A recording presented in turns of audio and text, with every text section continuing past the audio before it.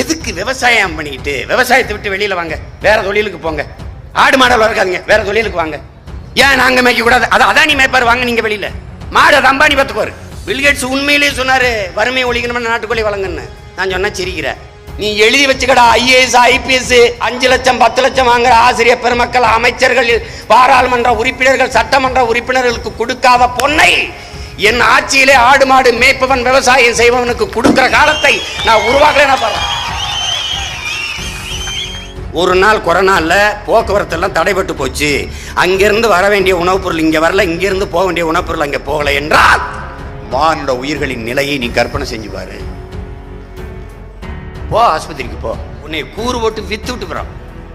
2 kidney, 2 கண்ணு, ஒரு lungs இருக்கு, ஹார்ட், 50 lakhs இருக்கு. பெரிய பீஸா இருக்கு. அது ஒரு 25-15 வயசுக்குள்ள இருந்தா அது காஸ்ட்லி. 1 கோடி. ஏங்க அருமையான பொருளுங்க. ஏங்க 12 வயசுக்குள்ளதாங்க இருக்கும். எல்லா பாட்டும் அப்படி இருக்குங்க. பண்ணுங்க, டக்குன்னு எடுத்துக்கிறங்க. வேற நிறைய ஆஃபர் இருக்குங்க, சரக்குன்னு முடிங்க அப்படின்னு. இந்த உலகத்தில் வாழ்ந்து கொண்டு இருக்குங்கிறத மட்டும் நீ மனசில் வச்சுக்க. நீ எனக்கு ஓட்டு போடு போடாம போ, அதை பற்றி எனக்கு கவலை கிடையாது. நான் ஒரு கூரை வீட்டில் வாழ்றேன். எனக்கு கதை கூட கிடையாது தம்பி. ஒரு மூங்கில் தட்டியை சாத்தி வச்சுட்டு போவேன். அதில் ஓட்டையாக இருக்கும்போது சாக்கு இருக்குல்ல தம்பி, சாக்கு துணி அதில் கட்டி மறைச்சி சாத்தி வச்சுட்டு ஒரு சின்ன கம்பியை கட்டி இந்த பக்கம் இருக்கிற கட்டையில் கட்டிட்டு போயிடுவேன் தம்பி. வீட்டுக்குள்ளே நான் வருவேன் வேலையை முடிச்சு. கூழ் இருக்குது, கஞ்சி இருக்குது, இந்த ஒன்றும் இல்லை பழைய தண்ணி தான் இருக்குது, இந்த நீச்சல் தண்ணி. எதையோ குடிச்சு தம்பி நான் பாட்டுக்கு படுத்துருவேன் தம்பி. ஆனால் தெருவில் இருக்கிற எல்லாரும் ஏதோ வர்றான் போகிறான் அப்படின்னு நினைப்பான் தம்பி. நான் வாழ்கிற வாழ்க்கை தற்சார்பு, எனக்கு எந்த பிரச்சனையும் இல்லை, ஒரு சிறுமையும் இல்லை, ஒன்றும் இல்லை. ஆனால் பெருமைக்கு எனக்கு பசிக்குது வழி இல்லைன்ட்டு எதிர்த்த வீட்டில் பிரியாணிக்கு என்னைக்கு கையேந்திரனோ அன்னைக்கு நான் பிச்சைக்காரன் ஆயிரம் தம்பி. இதான் தம்பி. அந்த பிரியாணிக்கு ஆசைப்படாமல் என் வீட்டில் இருக்கிற கூளை ஒரு வெங்காயத்தை கடிச்சிட்டு கருவாட்டை சுட்டு அல்லது எதையாவது ஒன்று வச்சுக்கிட்டு சாப்பிட்டுட்டு ஒரு துவையில அரைச்சி சாப்பிட்டு நிம்மதியாக படுக்கிறேன்ல, இதான் தம்பி தற்சார்பு. விளங்கிருச்சா? இந்த உலகத்தில் இந்த நாட்டில் உங்கள் அண்ணனை தவிர இதை எவனும் உன் மேலே அக்கறையா இந்த கற்பிக்க மாட்டான். அதை நல்லா தெரிஞ்சுக்க. நான் இந்த நாட்டின் முதல்வன். ஏன் முதல்வன்? ஏன் முதல்வன்? விவசாயிக்கு ஒரு பிரச்சனை, நான் தான் இங்கே முதல்வன். சிப்காட் தொழிலாளர்ச்சிக்கு எதிரான போராட்டம், சீமான் தான் இங்கே முதல்வன். அணு உலைக்கு எதிரான போராட்டம், அவன் தான் முதல்வன். கீழ்பவானியில் காங்கிரட் மதில் சுவரை தகர்க்கணும், அங்கே அவன் தான் நிற்பான். எங்க ஐயா நல்லுசாமி கல் இறக்கிற போராட்டம், அங்கேயும் சீமான் தான் முதல்வன். உங்களுக்கு புரியுதா? புரியுதா? இதுல எனக்கு இருக்கிற மனநிறைவு ஏதிலையும் இல்லை. உறுதியா வெல்லுவன். நீ ஒண்ணும் கிடையாது. நீ எனக்கு ஓட்டு போடாம நீ எங்க போயிடுவேன்னு நினைக்கிற? சந்திரமண்டலுக்கு போயிருவியா? இப்ப நிலவை முடிச்சிட்டாங்க, அடுத்து ஸ்ட்ரைட்டா சூரியன் விட்டாங்க. எந்த கிரகங்களையும் விட்டு வைக்கிறதா இல்லை இவங்க. இவங்களுக்கு என்ன தெரியுமில்ல, அவர் ஸ்டீவன் ஹாக்கின்ஸு, உங்களுக்கு தெரியும், பெரிய மேதை. அவர் என்ன சொல்றாரு? டேய், நம்மளுக்கு தான் சொல்ற, டேய், எந்த உயிரினமும் வாழ்வதற்கு வாய்ப்பற்றதாக இந்த பூமியை மாற்றி விட்டார்கள், நீங்கள் வேற கிரகங்களை நோக்கி படையெடுங்கிறாரு. அது இவங்களுக்கு கேட்டுருச்சு. இவங்க வேற கிரகங்களை நோக்கி போறதுக்கு முன்னாடி நாம கிளம்பிடுவோம். அங்க போய் இவங்கள முடிவு பண்ணிடுவோம். இனிமேல் இன்றிலிருந்து நிலவுக்கு பேர் சிவசக்தி, பேர் சந்திரன், நிலவு.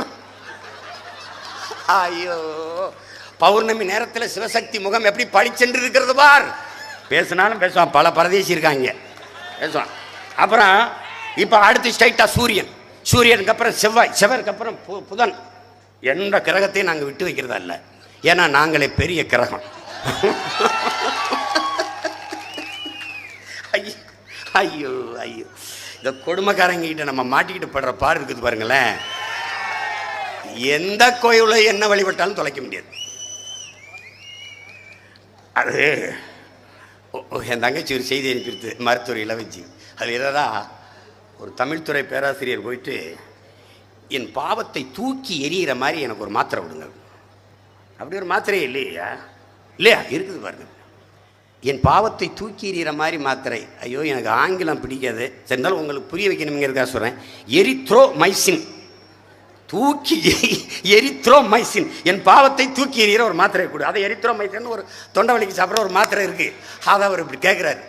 அந்த கதையை தான் இந்த பாவத்தை தூக்கி எறிகிற ஒரு மாத்திரை ஒன்று இருக்குது.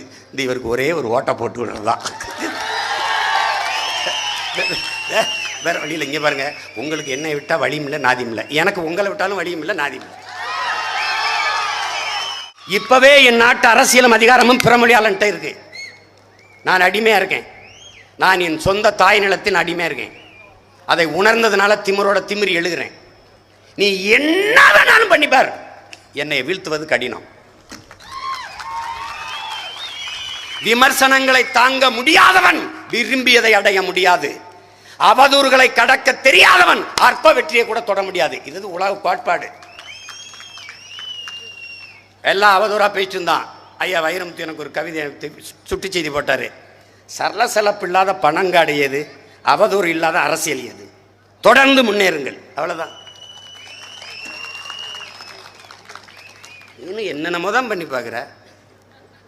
நான் இந்த காதலை வாங்கி இந்த காதலை விடுற ஆள் கிடையாது தம்பி. காதலே வாங்க மாட்டேன்,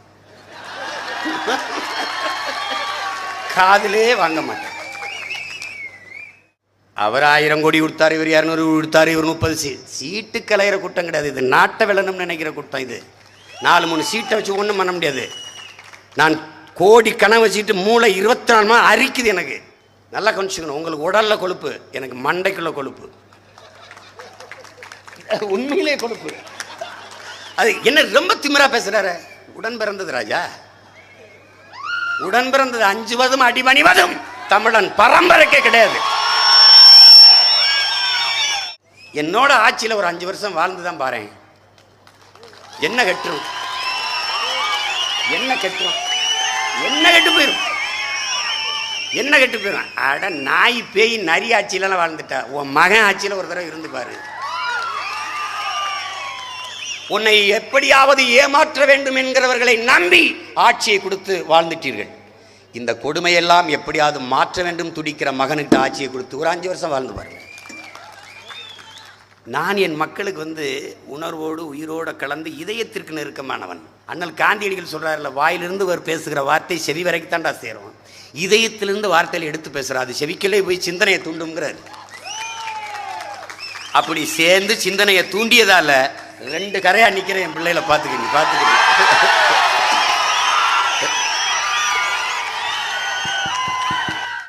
நாலு மைனா அண்ணாச்சி எனக்கு அதாவது கிண்லை கிடைக்குமா? கடடே, இது ஒரு கொடுமைக்கார கூட்டம்ங்க.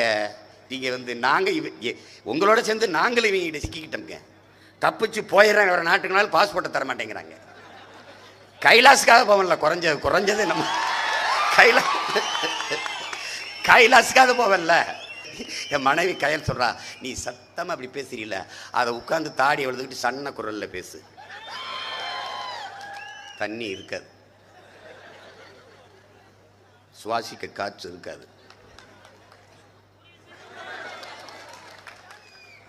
சீக்கிரம் செத்து போவ. அப்போ என்ன பண்ணுறது? சொல்கிறத கேளு அப்படி. அப்படி சன்ன குரலில் பேசுன்னு வச்சுங்க. இப்போ நான் ஆதித்யநாத் யோகியாது, இந்த சத்துருவாது, ஜெகத்குருவாது எல்லாரையும் மிஞ்சிய பெரிய சாமியாராக இருந்திருப்பேன். பூமிக்கு இயற்கைக்கு பேரிடர் தரக்கூடிய, உயிரினங்களுக்கு பேராபத்தை தரக்கூடிய அணு உலை அரசிடத்திலே, அனல் மின்சாரம் அரசிடத்திலே, நிலக்கரி பழுப்பு நிலக்கரி மின்சார உற்பத்தி அரசிடத்திலே, சூழியலுக்கோ இயற்கைக்கோ எந்த கேடும் விளைவிக்காமல் தீர்ந்து போகாத ஒரு வளம் இருக்கிறது. தீர்ந்து போகாத வளம், எந்த ஆபத்தும் விளைவிக்காத ஒரு வளம். காற்றாலை மூலம் மின்சாரம் தயாரிப்பது, சூரிய ஒளி மூலம் மின்பூங்கா அமைத்து மின்சாரம் தயாரித்துக் கொள்வது. ஆனால் இந்த எந்த ஆபத்தும் விளைவிக்காத இந்த இயற்கை பேராற்றலை பயன்படுத்தி மின்சாரம் தயாரிக்கிற தொழிற்சாலைகள், அதன் உரிமை வாய்ப்பு எல்லாம் தனியார் முதலாளிடத்திலே. ஆனால் அணு உலை, அனல் மின்சாரம், நெய்வேலி பழுப்பு நிலக்கரி மின்சாரம் உற்பத்தி எல்லாம் அரசிடத்திலே. இப்போ நீ இது எதிர்த்து போராட போனீன்னு வச்சுக்க, எனக்கு தண்ணி கிடைக்க மாட்டேங்குது, எனக்கு நிலம் நஞ்சாயிருது, அணு உலை வெடிச்சா நான் செத்து போயிடும்னா, அரசுக்கு எதிரான போராட்டம். இவன் சமூக விரோதி, இவன் டெரரிஸ்ட், போடுறா சுட்டுக் கொள்றான். ஆனால் காற்றாலை மின்சாரம், சூரிய ஒளி மின்சாரம் எல்லாம் தனியார் முதலாளி இடத்திலே. ஒரு காலகட்டத்தில் தவிர்க்க முடியாத அடிப்படை தேவையா இருக்கிற மின்சாரத்தின் விலையை தனியார் முதலாளி தீர்மானிப்பான். இன்னைக்கு ஏன் பெட்ரோல் டீசல் விலை உயர்கிறது? எண்ணெய் நிறுவனங்களை அதற்கான விலையை தீர்மானித்துக் கொள்ளலாம் என்கிற பொருளாதார கொள்கை முடிவில் அது வந்துட்டு. அவன் காலையில் ஒரு வேலை, மாலையில் ஒரு வேலை, சாயந்தரம் ஒரு வேலை. இது வெறும் பெட்ரோல் டீசல் விலை உயர்வாக இருக்க முடியாது. அத்தியாவசிய உணவுப் பொருள்களின் இடப்பெயர்வு. என் தம்பி ஹுமாயூன் 30 கிலோமீட்டருக்கு ஒரு அதை தாண்டி போகக்கூடாதுன்னு எங்கள் அப்பா சொன்னார். 60 கிலோமீட்டருக்கு மேலே இங்கே உற்பத்தி செய்கிற எந்த பொருளும் போகக்கூடாது. இதுக்குள்ளே தான் பண்டக மாட்டிருக்கணும். அங்கேருந்து அவன் 60 கிலோமீட்டர், நான் இங்கேருந்து 60 கிலோமீட்டர் இதுக்குள்ளே தான் இருக்கணும். நீ பெட்ரோல் டீசல் விலை ஏறிடுச்சு. வெங்காய விலை கூட தான் 200 ரூபாய்க்கு ஏறிடுச்சு. நீ அதை பற்றி பேசலையே. பெட்ரோல் டீசல் விலையெல்லாம் நீ கவலைப்பட மாட்டான். அவன் நுட்பமாக அவனை சீட் பண்ணுவான். லிட்டருக்கு 8 ரூபா 5 ரூபா ஏற்றுவான் திடீர்னு. பெட்ரோல் டீசல் விலையை குறையுங்கள் போராட்டம். பெட்ரோல் டீசல் விலையில் 2 ரூபா குறைக்கணும். இப்போ எப்படி எரிகாற்று உருளைக்கு கேஸ் சிலிண்டருக்கு 200 ரூபா குறைச்சிருக்கான், அதே கதை தான் அது. இது உன் மேலே இருக்க அக்கறையில் இல்லை. ஆட்டுக்கு நீ இறை கொடுக்கறது அக்கறையில் இல்லை, அறுக்கிறதுக்கு. ஆடு எப்பவும் அறுக்கிறவனையே நம்பு, நீனு அதே தான் செஞ்சுக்கிட்டு இருக்க. நல்லா கவனிச்சுக்கணும். இப்போ இங்கே பாரு, அவனுக்கு வேண்டியது 3 ரூபா, 3 rupees மார்ஜின். அவனுக்கு 3 ரூபா தான் வேணும். ஆனால் 5 ரூபா ஏற்றினான். எப்படி நீ போராடுவேன்னு தெரியும். உன் போராட்டத்தை மதிப்பு தெரியும். 2 ரூபா நான் குறைச்சதை காட்டி 3 ரூபாய் ஃபிக்ஸ் பண்ணிடுவான். இப்போ நீ போராடுறதுக்கு காரணம் என்ன வந்துடும்ல, நீ ஒத்துக்கணும்.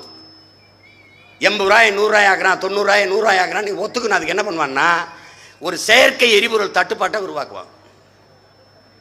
நீ அவசரமாக அலுவலகம் போகணும், அவசரமாக பிள்ளை கொண்டு கல்லூரியில் விட்டு போகணும், அவசரமாக அலுவலகம் போகணும், நீ இப்போ பள்ளிக்கூடம் ஒரு வேலைக்கு போகணும், எங்கேயாவது போகணும், வெளியூர் போகணும், அப்பா மருத்துவமனையில் பார்க்க போகும்போது எரிபொருள் இருக்காது.